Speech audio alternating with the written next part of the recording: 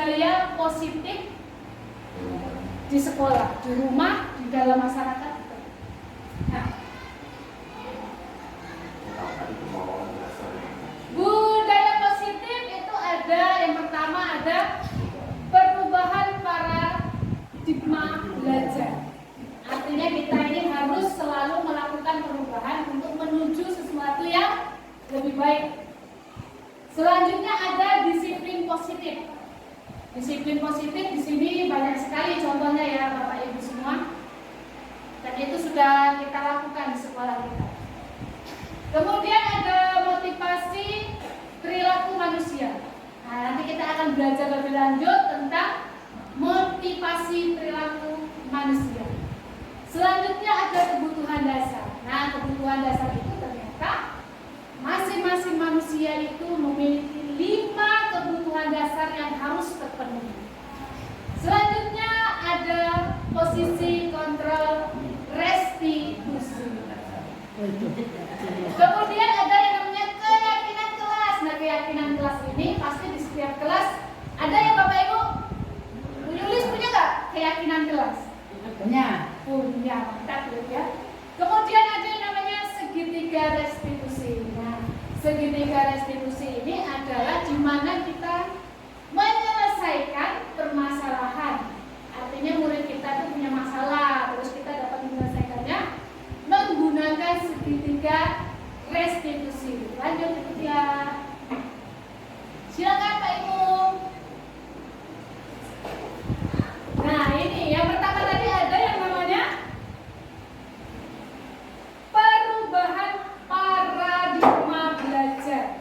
Ya, perubahan paradigma belajar itu pada dasarnya tingkat keberhasilan belajar mengajar itu dipengaruhi oleh banyak faktor, ya. Di antaranya kemampuan guru. Benar tidak kemampuan guru itu mempengaruhi? Ya. Sekali.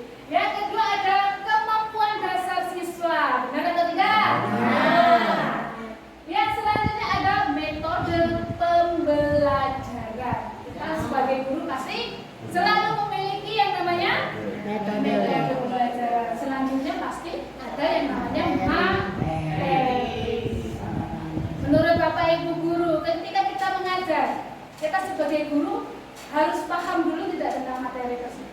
Harus. Ya.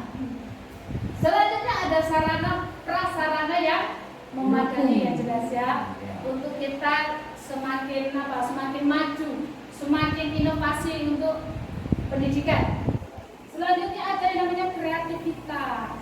Nah, siapa Bapak Ibu di sini yang sudah melakukan kreativitas?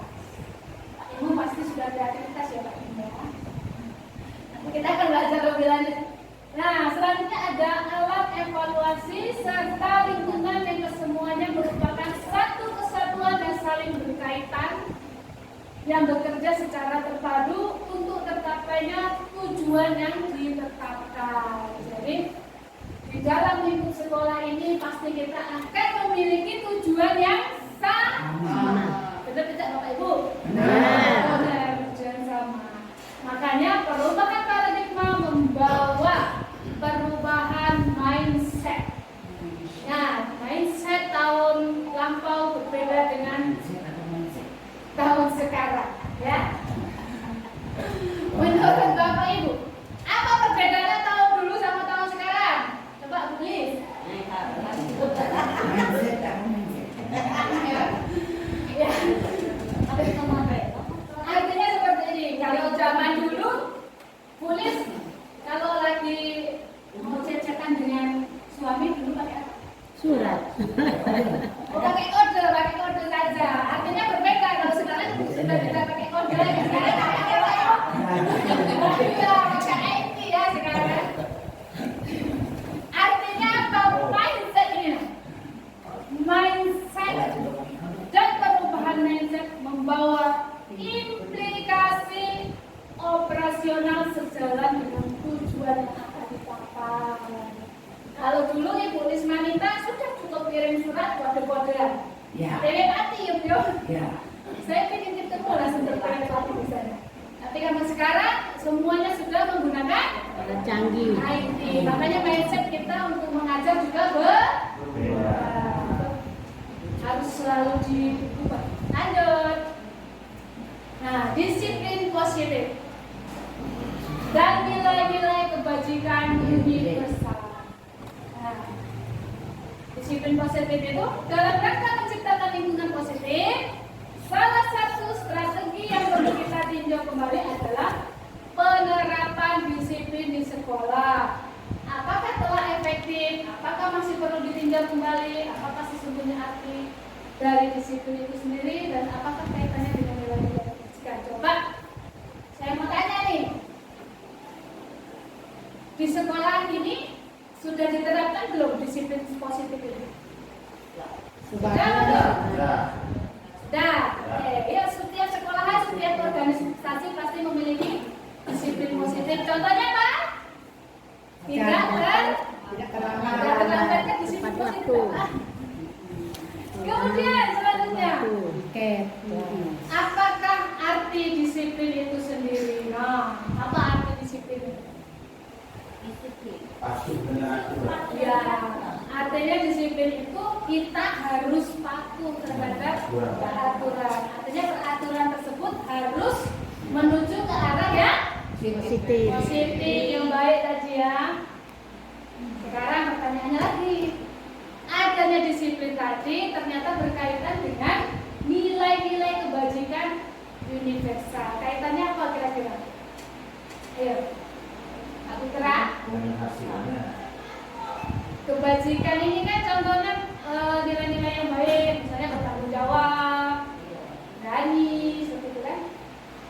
Nah, makanya disiplin ini akan berkaitan dengan nilai-nilai kebajikan secara universal. Artinya universal ini lintas agama, lintas hukum, lintas bangsa. Selanjutnya ini dia. Nah, ini dia. Itu gambarnya siapa?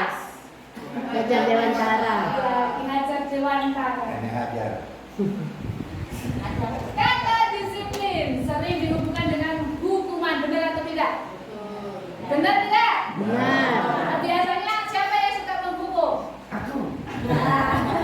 Ya, kita. Nanti kita akan melihat ya Bu ya, apakah hal tersebut itu sebenarnya efektif atau tidak. Oke Bu? Selanjutnya, padahal itu sungguh berbeda. Nah, tulis. Ternyata hukuman itu berbeda dengan disiplin.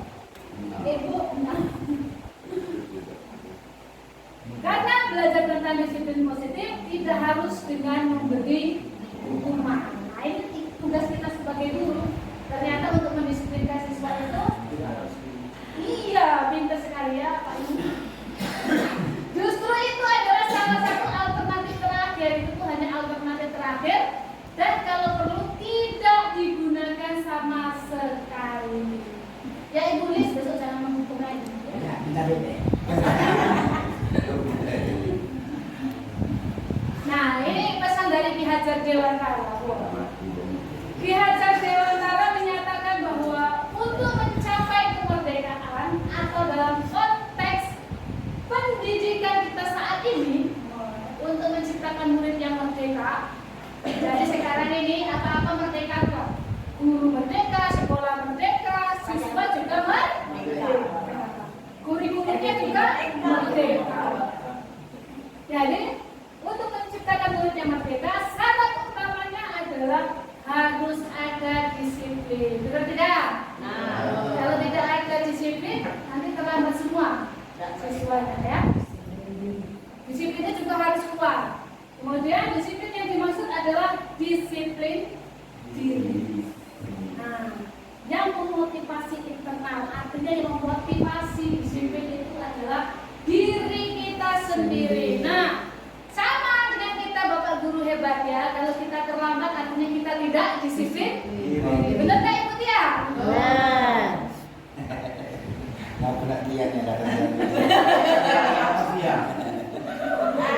Ya, nanti biar Ibu Tia itu termotivasi, akhirnya muncullah motivasi dari Disiplin. dalam motivasi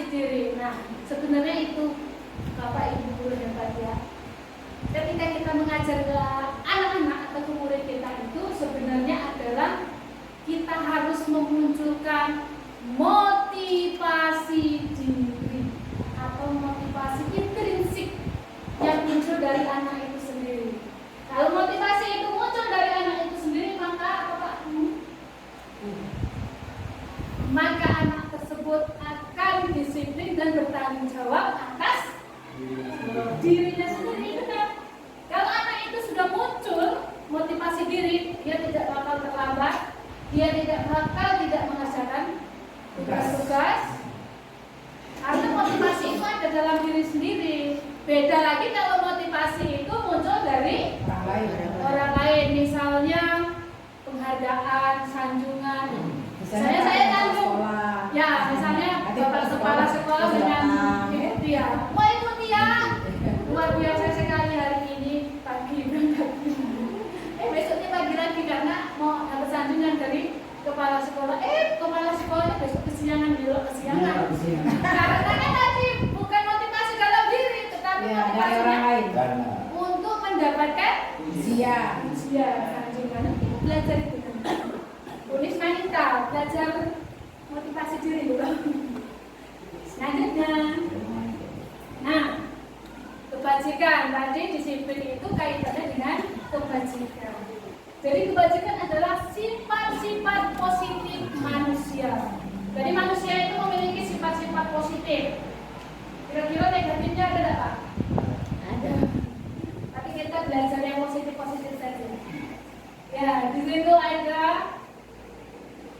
yang merupakan tujuan mulia yang ingin dicapai setiap individu. Jadi setiap individu itu pasti memiliki tujuan yang mulia. Benar enggak? Nah, Kalau memiliki tujuan yang mulia? Benar. Nah itu menurut Dr. William Glasser ada teori kontrol. Jadi manusia itu memiliki kontrolnya sendiri-sendiri. Misal nih, saya menggenggam sesuatu di sini. Ini tangan yang mengontrol siapa? Ibu. Saya. Bisa nggak tangan ini dikontrol oleh orang lain? Bisa tidak? Bisa tidak? Ya tergantung orangnya. Iya, contohnya itu dia kalau lagi jatuh cinta pasti yang mengontrol Suami. suami. Benar tidak? Artinya kontrol itu bisa dipengaruhi orang lain, bisa juga tidak. Nah, yang diharapkan adalah kontrol itu tanpa pengaruh dari orang lain. Ya, kita yang harus bisa mengontrol diri sendiri. Bagaimana caranya untuk disiplin? Bagaimana caranya untuk belajar dengan baik? Bagaimana untuk tidak terlambat? Ya. Selanjutnya, itu menurut Diana Gosen mengemukakan bahwa dengan mengaitkan nilai-nilai kebajikan yang diyakini seseorang, maka motivasi intrinsiknya akan terbangun. Nah ini tugas kita ya Bapak Guru hebat semuanya. Ternyata kita ini berat tugasnya, yaitu memunculkan motivasi dalam diri siswa, sehingga menggerakkan motivasi dalam diri untuk mencapai tujuan yang diinginkan. Ya. Ini contohnya beberapa institusi atau organisasi pendidikan telah memiliki kebajikan yang diyakini dan disepakati bersama. Contohnya adalah anak-anak menggunakan sepatu berwarna apa? Hitam. Berwarna hitam ya. Dan anak-anak sebagian besar ada tidak yang melanggar? Ada. Pakai putih, sepatu. Ya. Tetapi kita di sini kaitannya adalah salah satunya adalah nilai-nilai kebajikan yang ingin dicapai oleh setiap anak Indonesia yang kita kenal dengan profil pelajar Pancasila. Siapa yang tahu profil pelajar Pancasila? Itu ini Bu Pancasila. Ini profil pelajar Pancasila. Ada berapa Pak Ibu? 5. 5. Oke, lanjut. Kita akan mengetahuinya setelah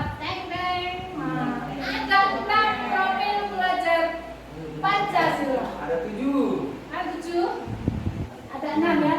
Yang pertama, beriman bertakwa kepada Tuhan yang Maha Esa, berakhlak Mulia. mulia. Sama nggak dengan kurikulum 13?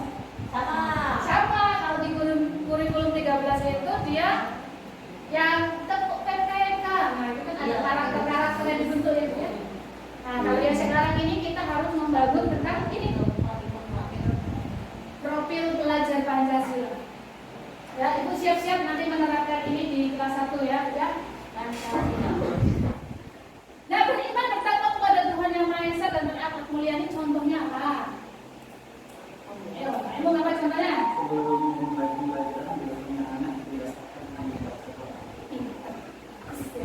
Itu salah satunya. Terus salah duanya? Ibu Ci? Sholat duha. Ibu Yulis? Menyanyikan lagu. Menyanyikan lagu? Menyanyikan lagu berhubungan dengan Tuhan yang Maha Esa. Oh, berhubungan dengan materi. Oke. Terus di situ ada berkebinekaan global. Artinya apa berkebinekaan global itu? Lintas suku, agama, ras. Yang jelas satu Indonesia ya. Bhinneka Tunggal Ika. Jadi semua itu dicakup dalam berkebinekaan global. Artinya di situ ada toleransi, ada tegang rasa, saling menghormati. Apakah itu sudah terjadi di sekolah kita? Sudah. Sudah pasti, tapi baru tahu kan itu namanya kebinekaan global. Apa sudah tahu dulu? Sudah tahu Bapak ini. Terus ada yang namanya bergotong royong. Gotong royong ini kan sudah sering dilakukan, ya. Tetapi baru tahu kan kalau gotong royong itu masuknya dalam profil pelajar Pancasila. Terus ada lagi kreatif. Nah, ternyata kita sebagai guru ini tugasnya membuat siswa menjadi lebih kreatif. Nah, siap-siap kita menggunakan apa? Membuat aksi nyata, yaitu yang kreatif. Langsung kita share atau kita bagi melalui PMN. Ya, PMN juga kan baik. Platform Merdeka Mengajar. Ya sudah, Pak, sudah dipelajari. Selanjutnya bernalar kritis. Jadi memang sebenarnya siswa-siswa kita tidak siswa ya sebenarnya Pak ya. Penduduk atau masyarakat siswa banyak yang tidak bernalar kritis. Akhirnya kita sering melihat apa? Keributan. Benar nggak Bu? Kita kan kalau jalan pulang senggol dikit, ribut kan? Ya, terus selanjutnya mandiri. Kita harus menciptakan generasi muda yang mandiri. Artinya generasi muda itu dapat terjun langsung ke masyarakat secara mandiri. Lanjut. Nah, contoh disiplin positif. Coba ikut ya ketika. Salah. Oh, keluar dulu ya dari section. Disiplin positif. Contoh positif. Nah, Ibu Tia dengar, pulang harus tepat. Jangan berlebihan terus. Sampai sore malah. Selanjutnya, sampai sore dia. Selanjutnya. Jangan sering meninggalkan kelas. Iya, mengumpulkan tugas tepat waktu. Terus apa lagi? Bisa dirubah itu. Ya, apa lagi? Disiplin positif. Jangan sering meninggalkan kelas. Betul sekali. Tidak boleh meninggalkan kelas di jam Ya, belajar. itu sangat Waktu belajar. harus Tidak boleh meninggalkan kelas di waktu jam belajar. Istirahat. Wah, aku jajan. Jam belajar. ya kalau istirahat kan kita juga mau istirahat ya. Betul. Istirahat sambil memantau. Iya. Selanjutnya apa lagi? Coba Pak Mur. Harus toleransi. Saling bantu membantu. Saling membantu. Apa maksudnya? Upacara. Saling memaafkan itu Tiap hari Senin. Disiplin itu kira-kira peraturan bukan Pak? Disiplin kaitannya dengan peraturan. Lidahin. Disiplin itu patuhin aturan intinya. Iya. Inti. Ini tiket kelas. Anak-anak tiket kelas. Masuk dari Sesuai sesuai tugas masing-masing. Sesuai. Disiplin itu disiplin juga kok rasa disiplin kelas. Disiplin positif artinya juga termasuk tutur kata bukan? Apa? Tidak. Tutur kata. Jadi tidak mau Tidak, bukan Disiplin kalau itu kan tutur kata, perbuatan. bukan itu kebiasaan itu. Kebiasaan. Kebiasaan. Iya, kebiasaan. Termasuk Anak-anak tanggung jawab dengan tugas masing-masing seperti piket, ya, kelas, itu disiplin ya. Disiplin. Tanggung jawab terhadap kelas. kelas. Tanggung jawab terhadap kelas. Tanggung jawab terhadap kelas. Masing-masing. Ya, dijalankan aturan dulu kalau Tanggung jawab terhadap kelas. Nah, ini kalau disiplin positif ini kalau kita kaitkan dengan kebiasaan baik, contohnya apa? Kebiasaan baik yang sudah ada misalnya. Etikanya. Saling tolong menolong. Yang menolong. Membantu Kalau di pagi hari itu apa kita lakukan? Yang di depan, ya mengajar Jangan biasa. ngomong. Itu termasuk Mengajar contohnya itu pendek. termasuk itu tadi apa? Itu Ya, kebiasaan baik kan? Iya. Kebiasaan. Karena ada semua sekolah yang melaksanakan. Nah,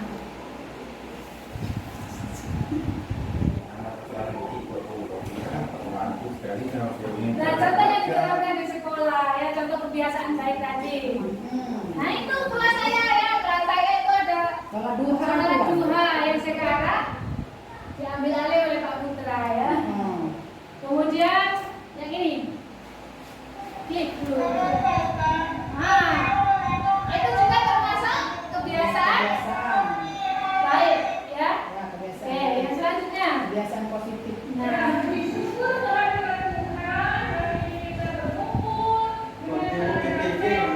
Ini pasar market.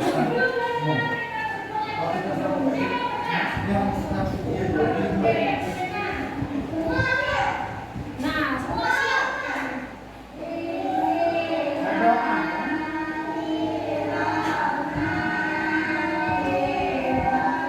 Kebiasaan. Itu kebiasaan. Berdoa sebelum makan. Oh, Masuk kebiasaan positif. Ini tadi kalau di profil pelajar Pancasila yang berapa? Satu. Yang pertama, beriman, bertakwa, dan berakhlak mulia ya dari yang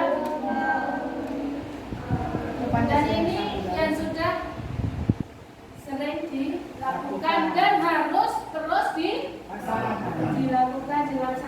Nah ini yang baru terbentuk ini. Nah,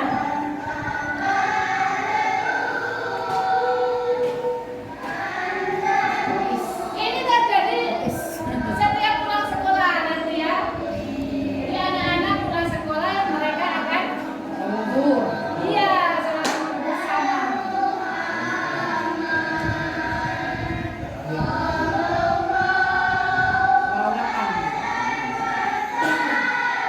Ada yang pasti dulu.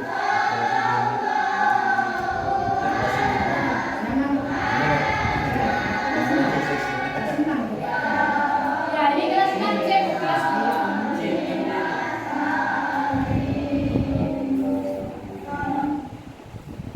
Nah ini ternyata kebiasaannya ini masih ingat ini siapa?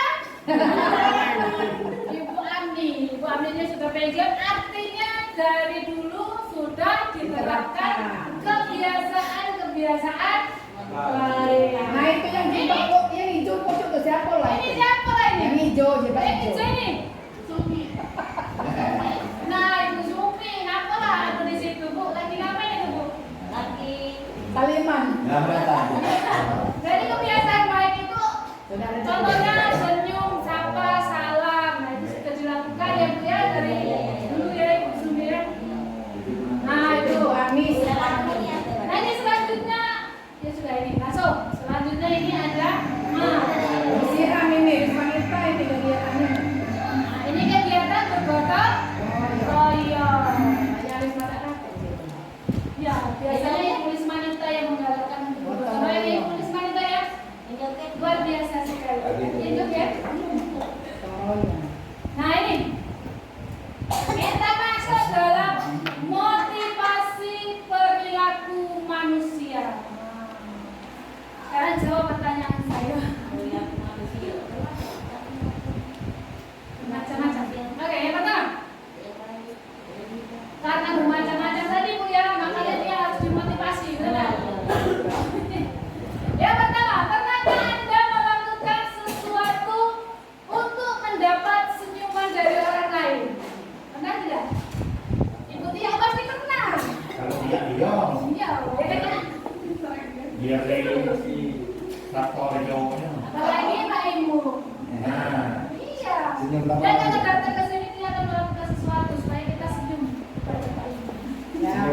ada ya.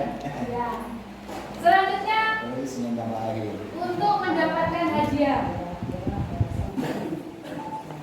Benar tidak kita melakukan sesuatu supaya dapat hadiah? Tidak. Benar tidak? Nak? Tidak. Benar tidak? Amin. Tidak. Ibu Amin ini senyum-senyum. Selanjutnya, atau untuk mendapatkan uang. Nah, Pak Kepala Sekolah, ini selalu yang nomor ini ya. Memotivasi anak untuk mendapatkan Sesuatu. uang, benar nggak, Bu? Ambil duit. Iya, itu duit. Nah, kita lihat apa dampaknya nanti. Coba, apa kira-kira alasan orang melakukan sesuatu? Apakah mau dapat duit, dapat penghargaan, Dapat atau pahala. memang mendisiplinkan diri? Tergantung kebutuhan. Tergantung kebutuhan. Kebutuhannya apa? Makanya nanti kita akan belajar tentang 5 kebutuhan dasar manusia. Nah, di situ ada yang namanya Diane Gosen dalam bukunya Restructuring School Discipline. Nah, menyatakan ada 3 motivasi perilaku manusia. Silakan disimak baik-baik karena ini kadang kita salah melakukan kedisiplinan itu. Yang pertama, ternyata orang itu termotivasi melakukan kedisiplinan karena menghindari ketidaknyamanan atau hukuman. Benar tidak? Saya nggak mau masuk pagi-pagi biar tidak kena marah, biar tidak dihukum oleh Pak Kepala Sekolah. Ya kan? Ya, benar?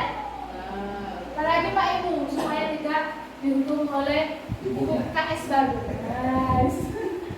Nah, ini adalah tingkat terendah dari motivasi perilaku manusia. Dia termotivasi berangkat pagi, dia termotivasi belajar karena takut dihukum. Biasanya orang yang motivasi perilakunya untuk menghindari hukuman atau ketidaknyamanan akan bertanya, apa yang akan terjadi apabila saya tidak melakukan? Ya, sebenarnya mereka sedang menghindari permasalahan yang mungkin muncul dan berpengaruh pada mereka secara fisik, psikologis maupun tidak terpenuhinya kebutuhan mereka. Bila mereka tidak melakukan tindakan tersebut, motivasi ini bersifat eksternal.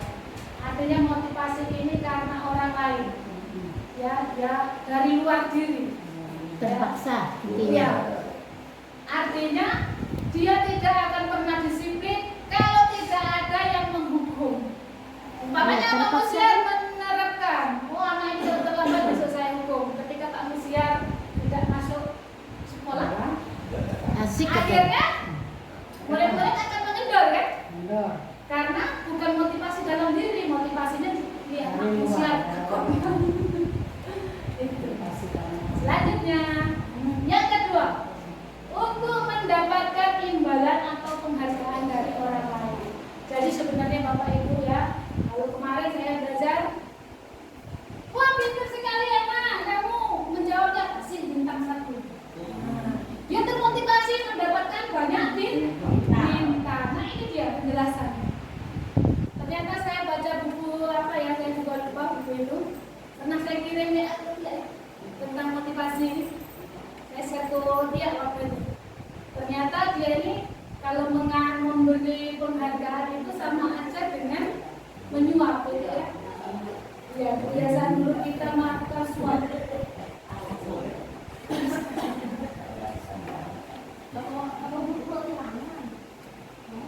Iya, tunjukkan Bu. Kita kan di dalam kelas. Kalau enggak, Tapi dihukum. tidak lah, ya, mungkin kita harus dihukum. Kita kan mau menerapkan yang nomor 3, jadi tidak perlu ada hukuman, ya. Kita akan menghindari semua hukuman. Yang kedua,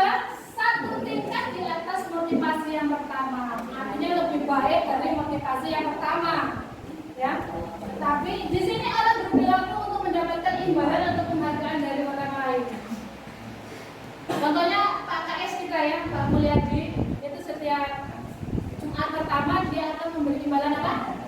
Uang. Uang untuk anak-anak yang mau maju ke depan, ceramah ke depan. Artinya besoknya lagi kalau Pak Mulai datang. mau bukan kalau Pak Mul nggak ada duitnya, nggak punya uang, tidak dikasih uang, tidak ada yang mau Ke depan.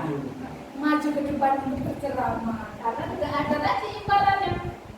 Nah di situ orang dengan motivasi ini akan bertanya, apa yang akan saya dapatkan apabila saya melakukannya tadi? Tidak butuh. Selanjutnya mereka melakukan sebuah tindakan untuk mendapat pujian dari orang lain yang menurut mereka penting, dan mereka meletakkan dalam dunia berkualitas mereka. Mereka juga melakukan sesuatu untuk mendapat hadiah, pengakuan atau imbalan. Motivasi ini juga bersifat eksternal. Ini kita kasih terus imbalan, dia rajin, murid kita ini rajin. Dan ketika kita bokeh, nah imbalin apa? Hilanglah kerajinan mereka, betul tak? Iya. Contohnya Pak Putra nih. Siswa kalau saya lihat galak nyapu, tapi ada imbalannya, betul tak Pak Putra? Ya. Dijajani. Nah, berarti Pak Putra tuh Nggak boleh lagi. tugasnya nomor 3 besok dibuka ya Pak Putra ya.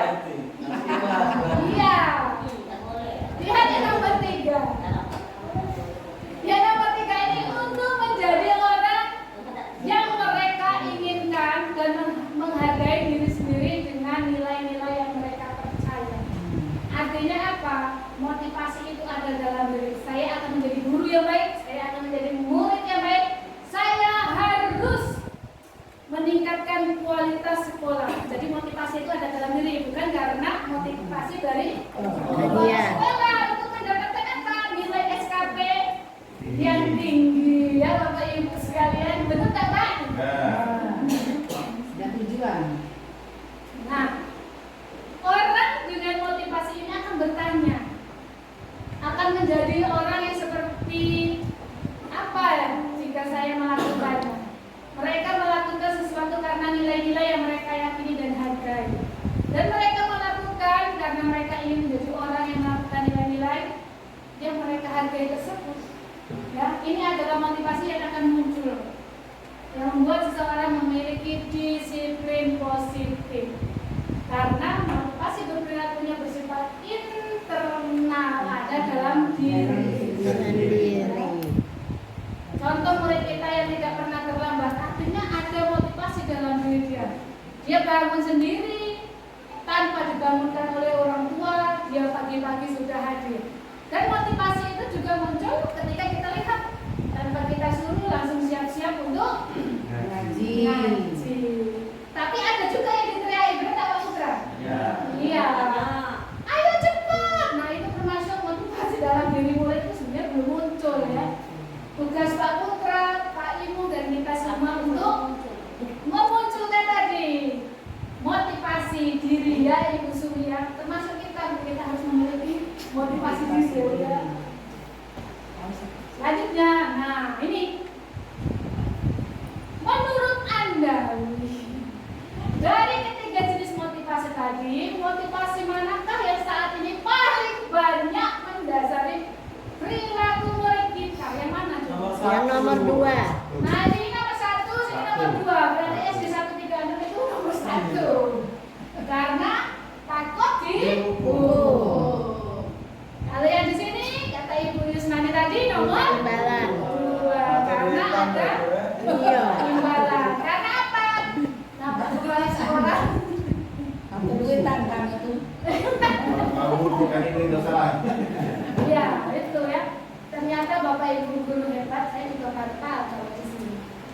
Rupanya kalau seperti itu, oh dampaknya seperti itu ya.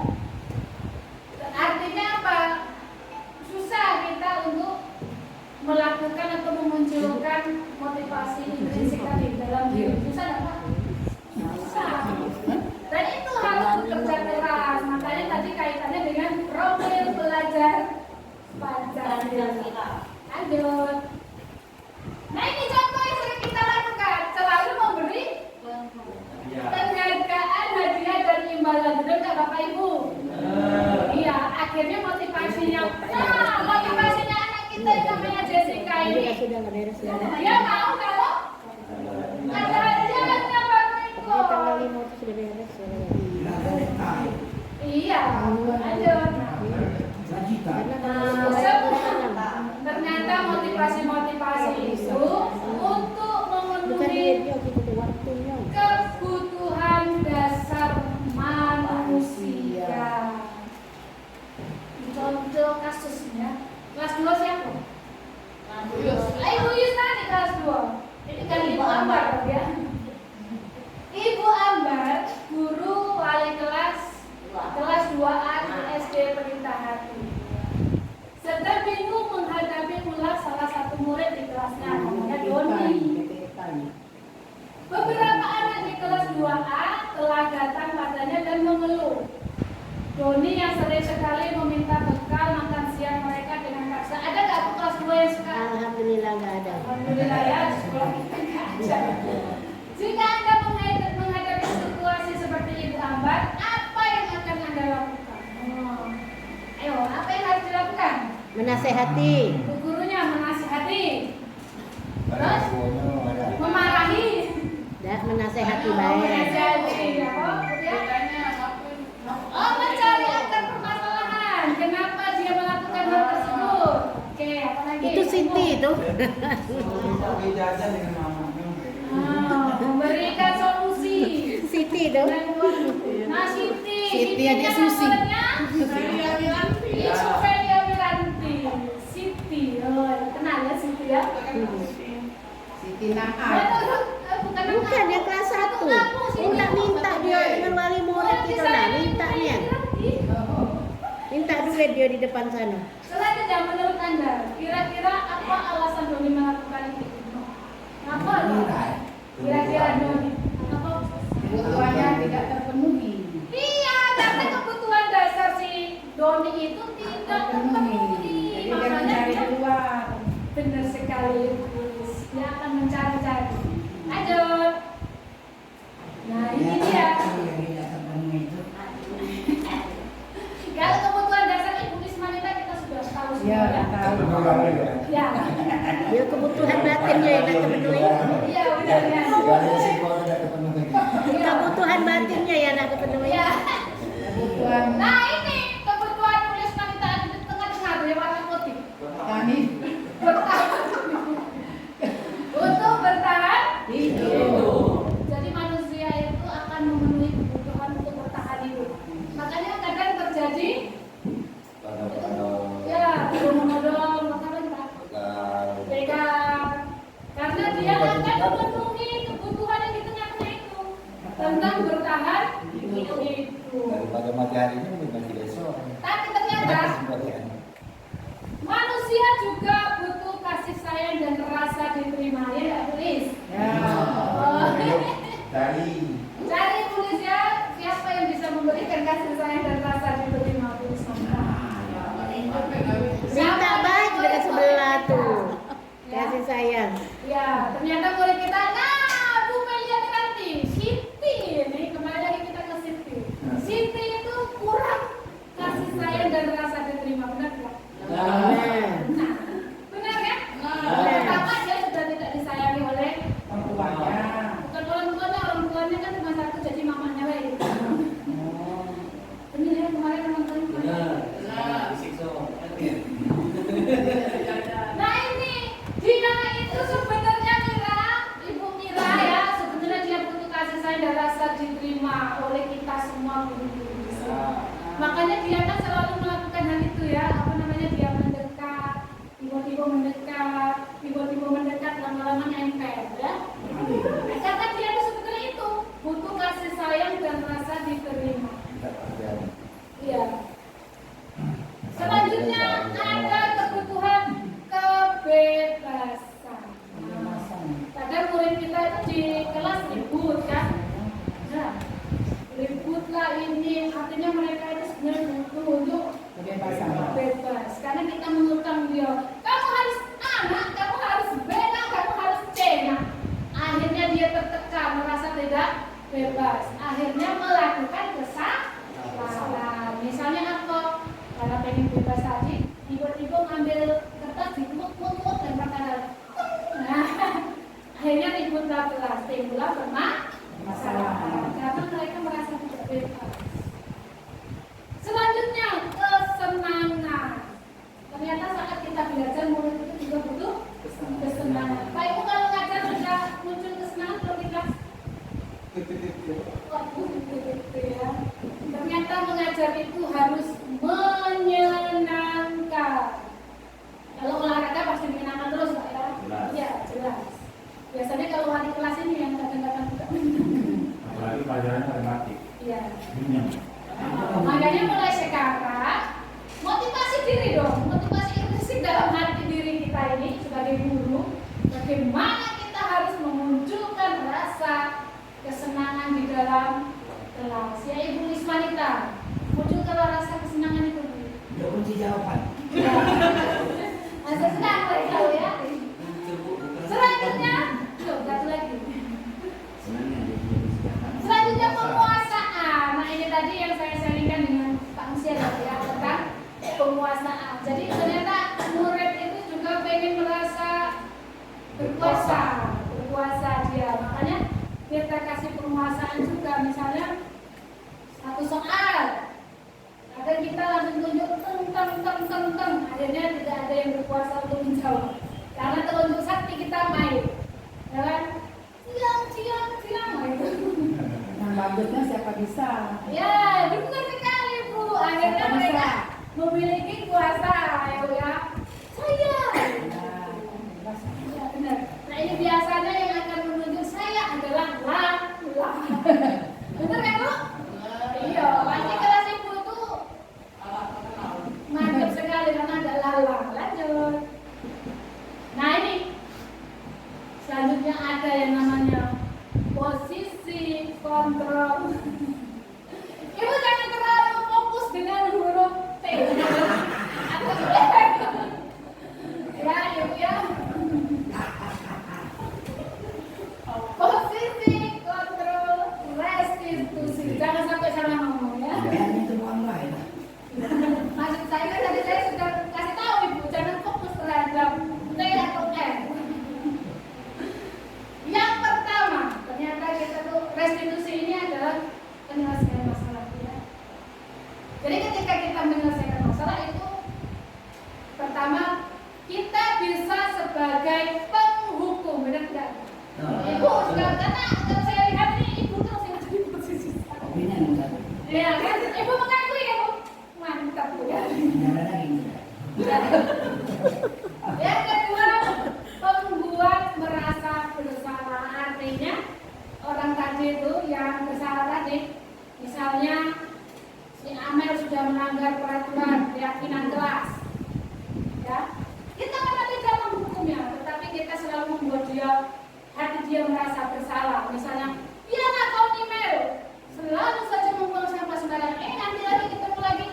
Nah kan Amel lagi lupa ketemu lagi. Nah Amel lagi yang makan meja ketemu lagi. Akhirnya dalam diri Amel itu akan merasa Pojok. bersalah. Salah. Lihat gurunya langsung dikatainya lagi ya teman-teman. Nah yang ketiga, posisi kontrol kita sebagai seorang teman. Pernah tidak? Ketika kita menyelesaikan masalah kita seperti teman terhadap murid. Iya, pasti pernah. Oh, jangan Pak itu, gitu kan? Kayak kita ngomong dengan teman. Coba gitu. Dari masalah kelas pernah kemarin dimarahin jujur. Sama susah. Ya kemarin kita sudah, kenapa? Putra kita sudah mencoba kemarin ya restitusi. Sebenarnya itu menerapkan yang terakhir. Tetapi kalau yang hari pertama ada pendampingnya satu. Nah, hari yang kedua kita berhasil. Dan itu lama Pak ya, dari pagi sampai siang. Baru ketemu akar permasalahan. Dan yang salah kita Pak ya. Sekarang kita memainkan sekali. Iya. Nah, posisi pemantau ini di mana kita hanya memantau saja. Oh, Amel yang hari ini terlambat. Besok lagi dipantau. Oh, nambah lagi Jessica. Besok lagi. Oh, nambah lagi Susan terlambat. Pasti hitung-hitung dipantau saja, tetapi tidak memberikan solusi apa-apa. Itu kita sebagai sebagai kontrol pemantau. Nah, yang bagus itu Bapak Ibu, Dari solusi. kita itu sebagai manajer. Manajer ini tidak menghukum, tetapi manajer ini yang mampu, yang bisa menimbulkan motivasi intrinsik, akhirnya guru ataupun murid itu merasa menyenangkan. Dengan penyesalannya akan muncul solusi untuk memperbaiki masalah yang terjadi. Lanjut. Nah, kita nonton dulu. Nonton dulu. Cek.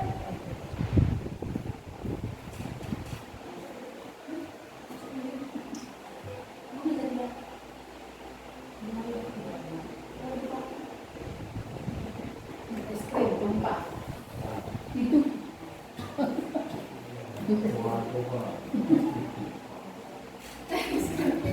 Nah, ini kita nonton dulu. Salam bahagia Ibu dan Bapak Guru hebat. Dalam penerapan disiplin positif restitusi, salah satu program yang dikembangkan adalah 5 posisi kontrol.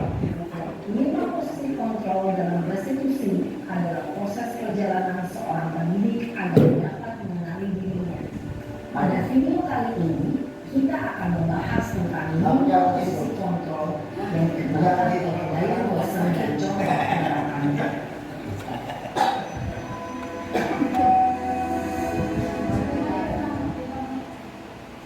Adalah 1. Posisi penghukum, 2. Posisi membuat merasa bersalah, 3. Posisi tenang, 4. Posisi memantau atau monitor, dan 5. Posisi manajer. Untuk lebih memahami kelima posisi tersebut, mari kita saksikan kasus Naren yang terlambat hadir 20 menit Selamat Pak Bo. dan melihat bagaimana kelima posisi kontrol dalam menghadapi masalah tersebut.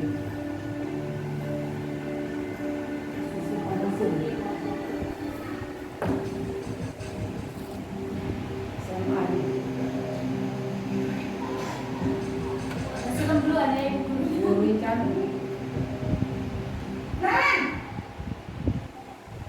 Sini kamu. Ibu ini, orang tadi lu. Pagi. Selalu terlambat. Kamu deh, pasti terlambat. Maaf Bu, saya Apa? Apa coba? Alasan kamu apa lagi? Kapan sih kamu tidak terlambat? Malas sekali ya kamu jadi anak. saya Dasar pemalas. Gak kapok-kapok sih kamu. Sudah berapa kali terlambat? Sana, kamu keliling lapangan basket 2 kali. kenapa saya harus keliling lapangan basket Bu? Kenapa? Kamu ngelawan ibu? Berani-beraninya jawab. Sudah terlambat, masih berani jawab pula. Sekarang, keliling lapangan basket 5 kali sekalian. Biar kapok. Cepat. Pergi sana ke lapangan basket. Posisi penghukum biasanya berbicara dengan nada tinggi, menghardik, menunjuk-nunjuk, menyakiti, dan menegur. Hukuman bisa berupa fisik maupun psikis. Ibu dan Bapak Guru hebat, dampak yang terjadi pada murid ketika guru berada pada posisi penghukum adalah murid cenderung akan memberontak, bahkan menyimpan dendam.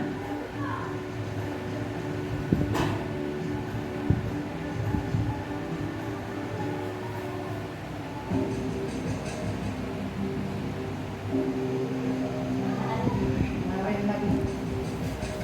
Tapi beda cara menangani. Naren,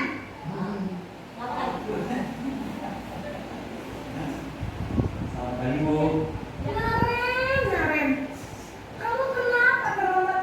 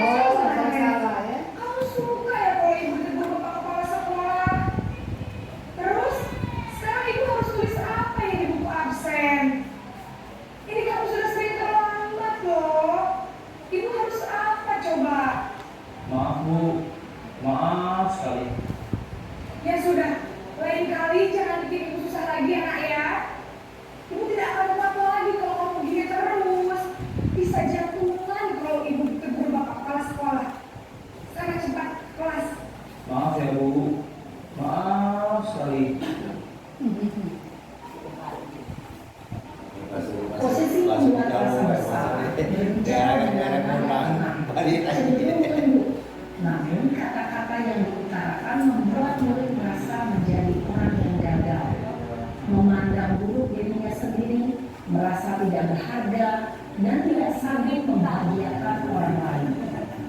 Ketika guru mengambil posisi pembuat rasa bersalah, murid akan menganggap dirinya yang bersalah dan ia akan menyimpan emosi negatif tersebut di dalam dirinya. Teman. Kemarin ya teman.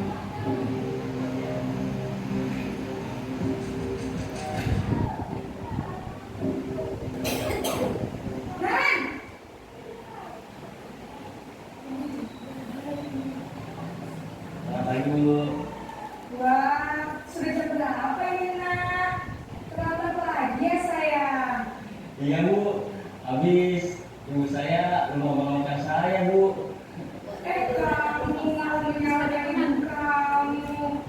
Kamu bukannya anak yang larinya paling kencang. Kok terlambat sih?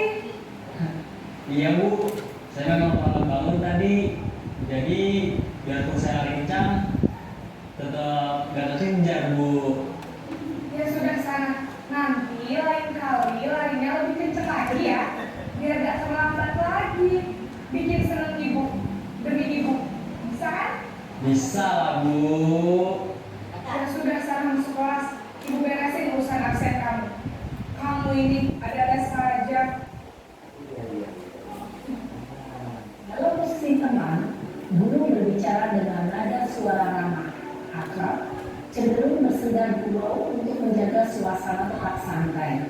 Murid akan merasa senang, aman, dan akrab dengan guru. Identitas yang tercipta adalah identitas sukses atau berhasil. Namun, perlu diingat, karena ini masih Sebagai teman eksternal, maka ada faktor ketergantungan dan murid kepada orang tertentu.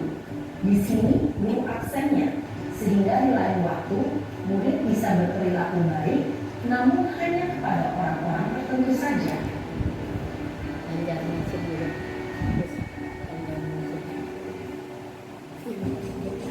Malah parah tiduran kan. Ini posisi dalam parah sih. Tapi double gue ya. Sap. Nan!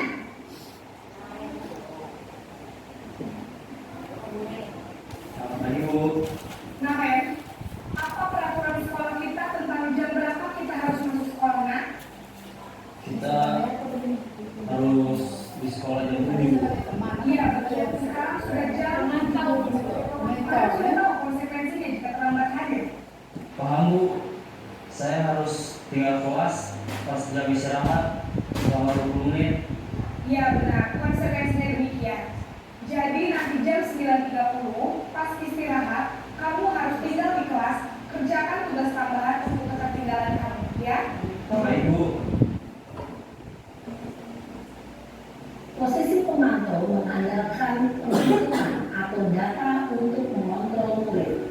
Guru mengarahkan murid berdasarkan peraturan dan konsekuensi.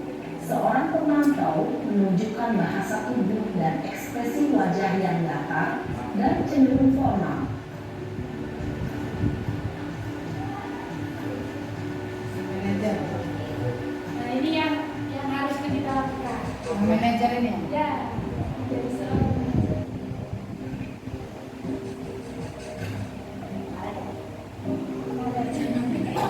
Nan! Selamat pagi Bu. Selamat pagi, Naren. Maaf Bu, saya terlambat. Iya, sekolah masuknya jam 7, sekarang sudah jam 7.20. Jadi sekarang bagaimana ini, Naren? Maaf Bu, saya lupa setel alarm saya semalam. Baiklah, menurut kamu, keyakinan sekolah yang mana yang perlu kamu tingkatkan? Menghargai diri sendiri dan orang lain mungkin ya Bu. Setuju. Jadi, apakah Naren meyakini prinsip saling menghormati tersebut? Iya Bu, saya meyakininya. Apakah Naren bersedia memperbaiki masalah keterlambatan ini? Bersedia Bu. Bagaimana kamu akan memperbaiki masalah keterlambatan ini? Saya akan coba untuk tidak lupa menyetel alarm saya Bu. Baik, kalau Naren lupa menyetel alarm di rumah, ada orang yang kira-kira bisa bantu mengingatkannya? Ada Bu.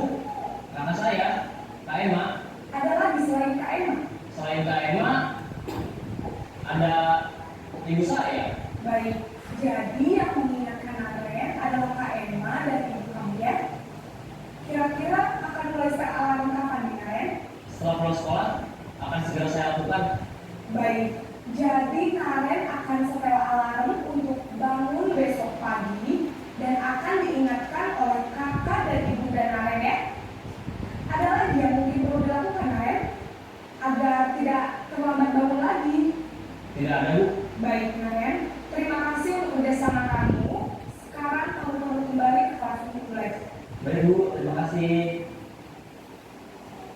Posisi manajer adalah posisi kontrol yang disarankan untuk membimbing murid memiliki sikap disiplin yang positif, yaitu murid yang mandiri, bertanggung jawab, dan dapat memecahkan masalah. Tujuan dari posisi ini adalah agar murid dapat berefleksi atas tindakannya. Guru akan dengan tulus memberikan pertanyaan-pertanyaan bermakna, sehingga membuat murid dapat belajar dari kesalahannya dan mencari sebuah solusi untuk menyelesaikannya. Ibu dan Bapak guru hebat, setelah mengamati adegan kelima posisi kontrol tadi, kira-kira posisi mana yang paling ideal? Posisi mana yang dapat menunjang motivasi intrinsik murid? Ya, tentu posisi manajer. Posisi ini memang posisi ideal yang ingin dituju setiap pendidik. Pada posisi inilah, guru dapat menerapkan disiplin positif yang berpihak pada murid, yang memerdekakan murid. Perjalanan seorang pendidik tentunya tidak mudah untuk sampai pada posisi seorang manajer. Namun, tujuan kita pasti, yaitu menciptakan murid-murid yang mandiri, merdeka, dan bertanggung jawab. Semoga penggambaran 5 posisi kontrol yang telah diperlihatkan ini dapat menjadi ajang refleksi bagi kita semua, agar dapat terus mengasah dan menerapkan disiplin positif yang memerdekakan murid. Mari terus berlatih dan bersemangat. Selamat menerapkan. Salam dan bahagia Ibu dan Bapak guru hebat. Terima kasih hari pertama dengan masyarakat.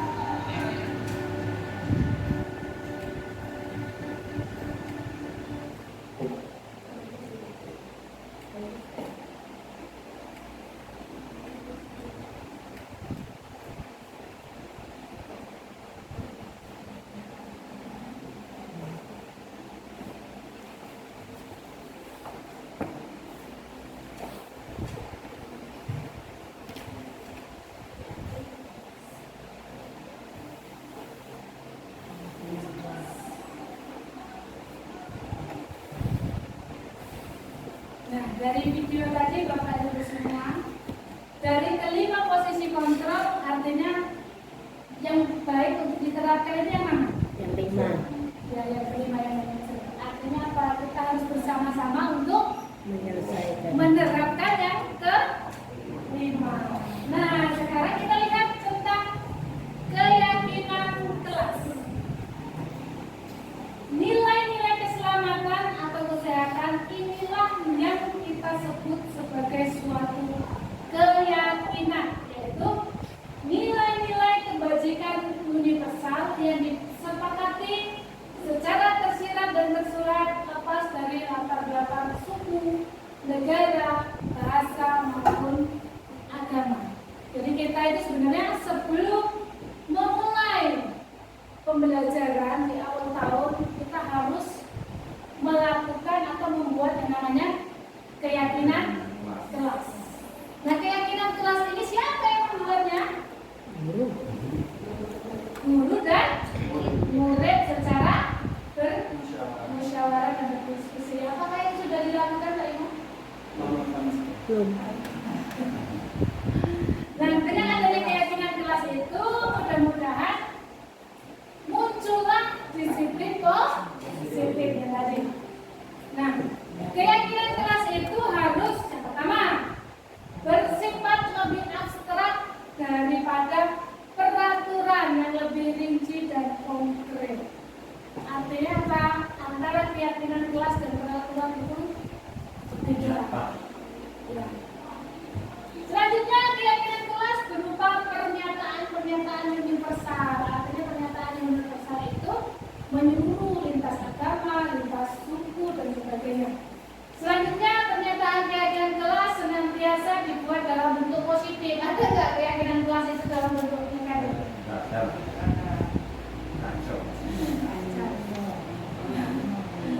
Ya. Keyakinan kelas hendaknya tidak terlalu banyak supaya apa? Supaya diingat oleh murid-murid. Kalau terlalu banyak, lupa lagi. Akhirnya apa? Melanggar keyakinan kelas. Selanjutnya keyakinan kelas sebaiknya sesuatu yang dapat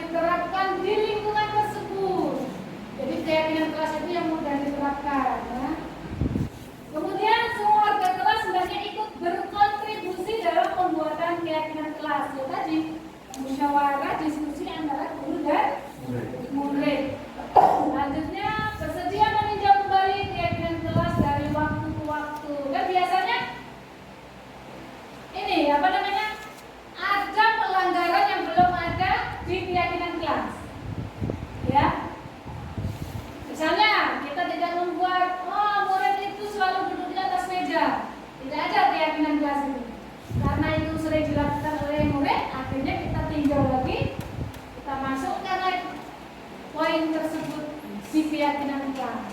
Lanjut. Nah, yang terakhir ini adalah segitiga restitusi. Jadi segitiga restitusi ini adalah posisi kita sebagai manajer dalam penyelesaian masalah. Restitusi adalah upaya mengembalikan kondisi semula. Tahap segitiga restitusi ada menstabilkan identitas. Ya. Selanjutnya menstabilkan identitas itu adalah setiap orang pasti pernah melakukan kesalahan, benar? Ya, benar. Nah, kan tapi itu bukan satu-satunya yang bukan satu-satunya orang itu aja yang melakukan kesalahan, tapi orang lain juga pasti melakukan kesalahan itu. Dan selanjutnya validasi tindakan yang salah. Jadi validasi tindakan yang salah ini adalah cara efektif untuk mendapatkan apa yang dibutuhkan. Artinya tindakan, kenapa hal itu terjadi? Karena kebutuhan dasar anak tadi belum terpenuhi ya. Ya selanjutnya menanyakan keyakinan. Jadi menanyakan keyakinan ini adalah keyakinan kelas mana yang sudah dilanggar ya. Lanjut. Nah, menstabilkan identitas. Bagian dasar dari segitiga ini bertujuan untuk mengubah identitas anak yang tadinya gagal karena melakukan kesalahan menjadi anak-anak yang sukses ya. Anak-anak yang melanggar peraturan karena sedang mencari perhatian ya, adalah anak-anak yang sedang mengalami kegagalan. Benar tidak? Anak-anak yang membuat masalah itu rata-rata anak-anak yang mencari perhatian. Contohnya adalah Siti. Ya, sekali. Soalnya Siti ini selalu mendekat, lama-lama merapat. Yang kedua, validasi tindakan yang salah. Setiap tindakan kita lakukan dengan suatu tujuan. Benar nggak tindakan itu ujungnya adalah sebuah tujuan? Iya, benar. Yaitu memenuhi kebutuhan dasar. Jadi ternyata kita mengajar kita harus memenuhi kebutuhan dasar si murid. Ya. Kalau kita memenuhi kebutuhan dasar apa yang mendasari sebuah tindakan, kita akan bisa menemukan cara-cara paling efektif untuk memenuhi kebutuhan tersebut. Misalnya ketika mereka ribut, apa kebutuhan dasarnya? Oh, ternyata mereka butuh tentang kesenangan. Mari kita memunculkan cara mengajar yang menyenangkan. Yang terakhir, menanyakan keyakinan. Ya, keyakinan ini teori kontrol menyatakan bahwa kita pada dasarnya termotivasi secara internal. Artinya apa? Kita meyakinkan dalam diri. Sebenarnya itu salah atau benar, baik atau buruk. Ya, makanya nanti si anak, si murid itu pasti akan, ya Bu, saya sudah melakukan kesalahan dan itu tidak benar, dan itu tidak baik. Lanjut, nonton lagi.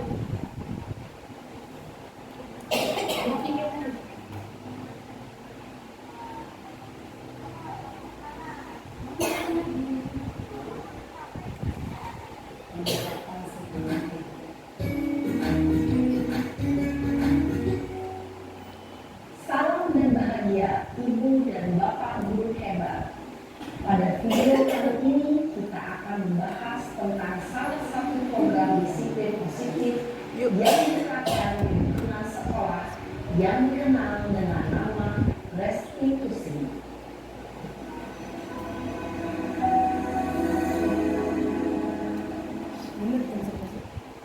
Restitusi dikembangkan oleh pakar pendidikan dari Boston berlandaskan pada teori kontrol Dr. William Gleiser.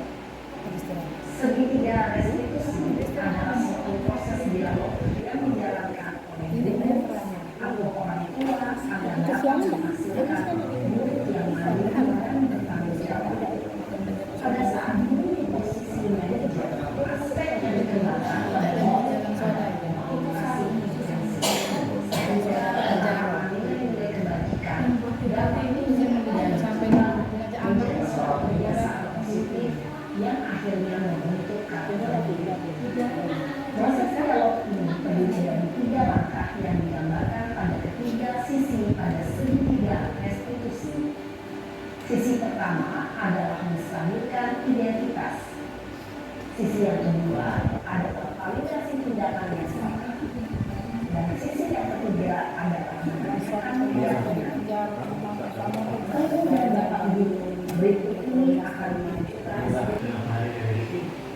Kesel Pak, kesel banget. Masa aku dikatain tukang fitnah Pak? Ya aku marah lah. Aku balik katain Eka di depan kelas. Kesel banget. Oh begitu.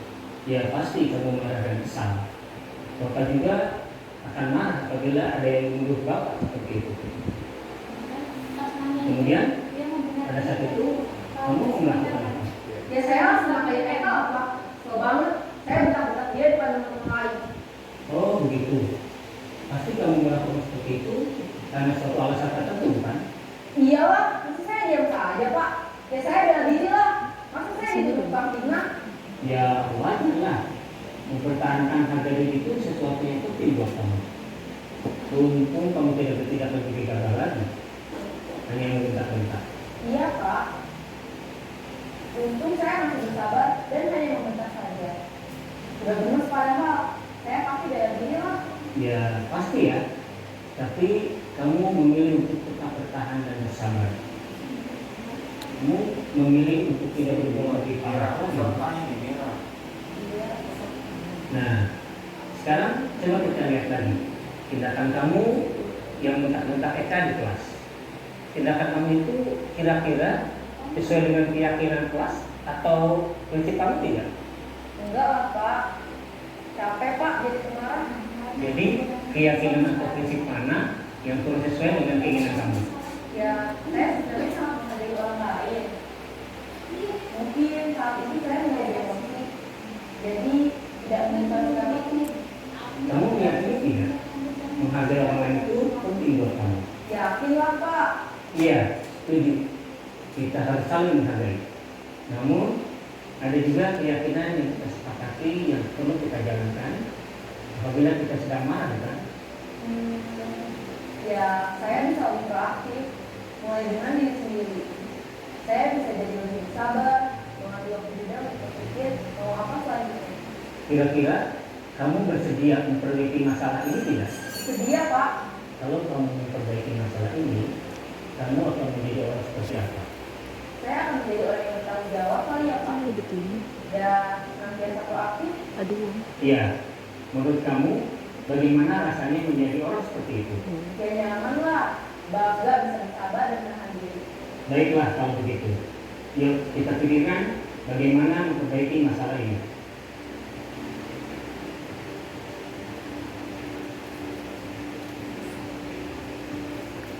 Ibu dan Bapak guru hebat, baru saja kita menyaksikan contoh bagaimana seorang guru berada dalam posisi manajer menggunakan penerapan segitiga restitusi. Mari kita bahas satu persatu. Pada sisi pertama, menstabilkan identitas berdasarkan pada prinsip bahwa membuat kesalahan adalah bagian dari proses pembelajaran. Sisi pertama dari segitiga ini berperan menggeser identitas murid dari identitas gagal ke identitas sukses. Murid yang sedang bertingkah laku yang tidak pantas atau menarik diri saat itu sedang mengalami identitas gagal. Bila kita mengkritiknya, maka posisinya tidak akan berubah. Kita bisa mengajukan pernyataan-pernyataan ini. 1. Membuat kesalahan sesuatu yang wajar. 2. Manusia tidak ada yang sempurna. 3. Kita bisa memperbaiki masalah ini. 4. Saya tidak menanyakan kesalahannya. Saya lebih fokus bagaimana memperbaiki masalah ini. 5. Apakah saat ini kamu telah menjadi orang yang baik untuk dirimu sendiri? Pada sisi kedua, validasi tindakan yang salah berlandaskan pada prinsip bahwa setiap perilaku berupaya memiliki suatu kebutuhan tertentu maintain kontrol akan bergeser dari pemikiran stimulus respon menjadi proaktif dan mencoba untuk mengenali tujuan dari perilaku murid, mengenali dan maklum kebutuhan murid ini dapat memperbaiki hubungan dengan murid tersebut. Pernyataan atau pertanyaan bisa disampaikan dengan nada suara tidak menghakimi atau memojokkan, sehingga dapat mengembalikan murid pada posisi positif. 1. Kamu bisa saja bertindak lebih gegabah lagi dari ini. 2. Kamu bukan melakukannya tanpa suatu alasan tertentu. 3. Kamu melakukannya karena mempertahankan sesuatu yang penting bagimu.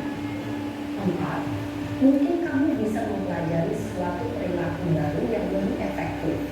Bersediakah kamu mempelajarinya?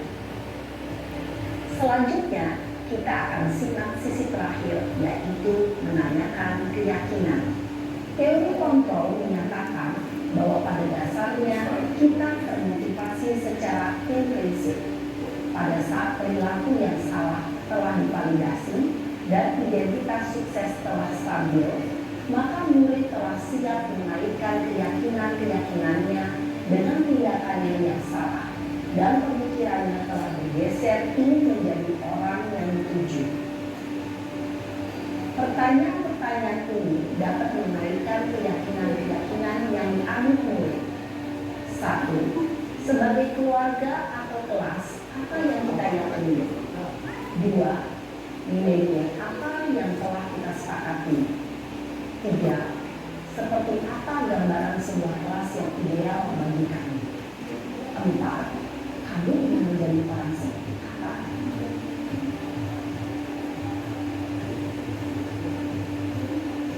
Dalam menerapkan segitiga restitusi, perlu diperhatikan beberapa hal, yaitu 1. Perilaku yang salah perlu dikaitkan dengan nilai-nilai atau keyakinan-keyakinan yang telah disepakati atau dituju.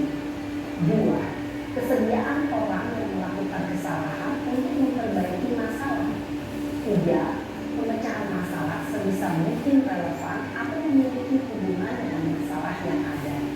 4. Usaha. Perlu adanya suatu usaha perbaikan dari pihak yang berbuat kesalahan. 5. Waktu. Perlu didedikasikan waktu dari pihak yang berbuat kesalahan. Tanyakan kapan akan mulai diberlakukan usaha untuk memperbaiki masalah. Dengan memahami struktur penerapan segitiga restitusi, diharapkan guru dapat menerapkan posisinya sebagai manajer dengan mengajukan pertanyaan-pertanyaan bermakna yang dapat membuat murid menjadi lebih percaya diri, bertanggung jawab, dan mandiri. Nah, ibu bapak guru perlu tidaknya mengikuti ketiga tahapan dalam segitiga restitusi bergantung pada.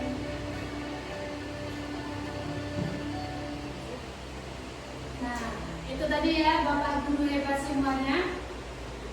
Jadi kita itu harus mencoba apa tadi? Segitiga restitusi.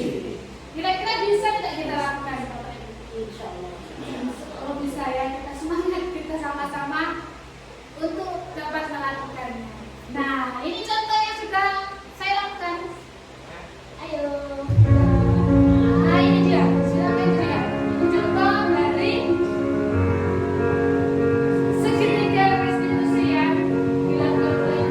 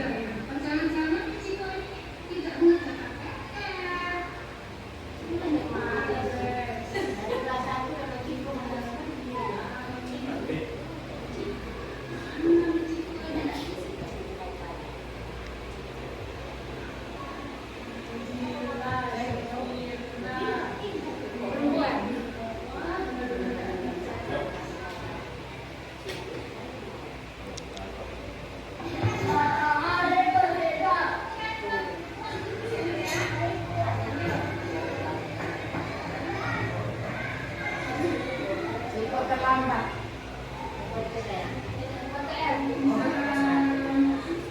Ini kemarin ngambilnya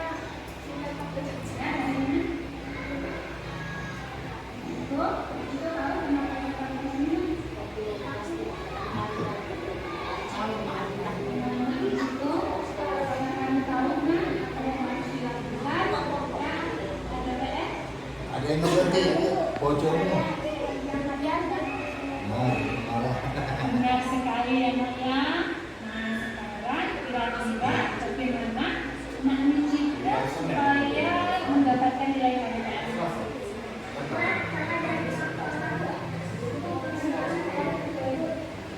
Baik, lagi tunggu ya Nak ya hasilnya.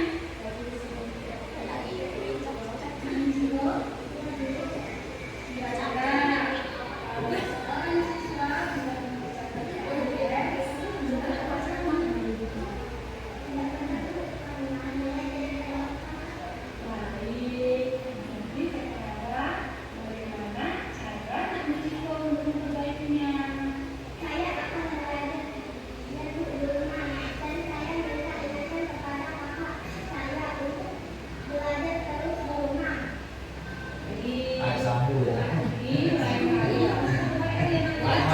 Kenapa itu? Itu kenapa itu? Sambung kenapa itu? Lainnya tanya lainnya. Anak gua sambung. Tugasnya kan harus buat sekali.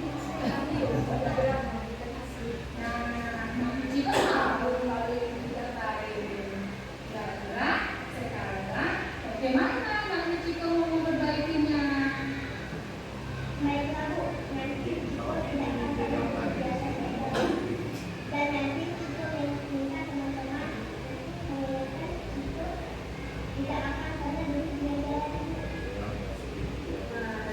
Luar biasa sekali.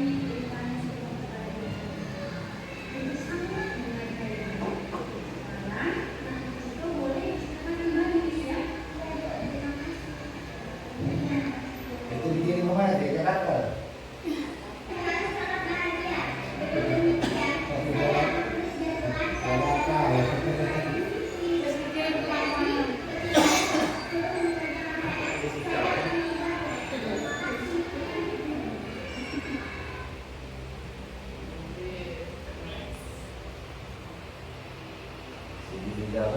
Tidak bermasalah.